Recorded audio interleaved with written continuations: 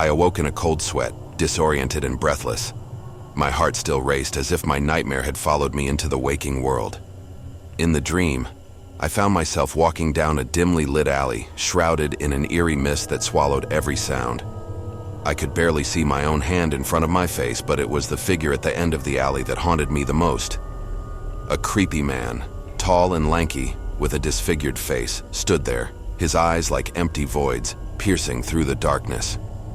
He beckoned me closer with a long, gnarled finger, a sinister smile playing on his lips. I tried to scream, to run, but my feet were glued to the cobblestone path. Panic surged through me as I realized I was trapped in this nightmare, and then I awoke, drenched in fear. Morning came, and I tried to put the nightmare behind me. It was just a dream, I told myself.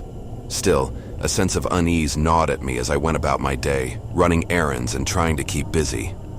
But as the sun dipped below the horizon and the first tendrils of darkness crept into the world, that gnawing unease returned.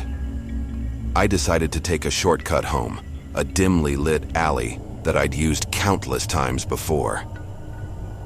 As I turned into it, my heart sank. I was in the same alley from my nightmare.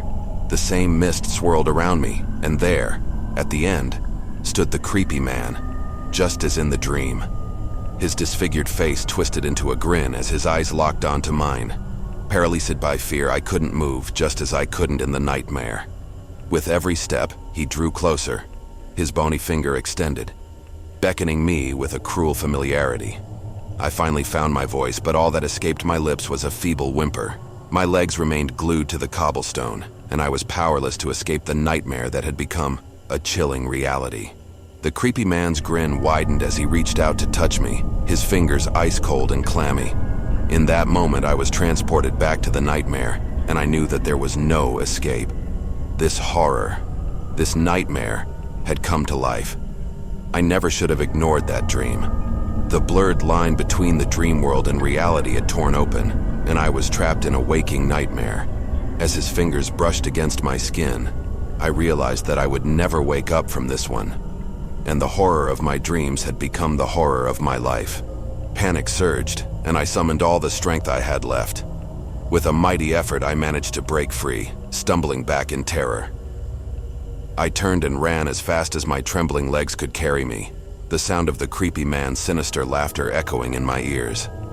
I couldn't explain the supernatural twist that had blurred the line between dreams and reality, but I knew I had to get as far away from that alley as possible. Gasping for breath, I finally reached the safety of my home. I locked the door and drew the curtains shut, trying to banish the nightmare from my mind. It was a long, sleepless night as I contemplated the chilling encounter.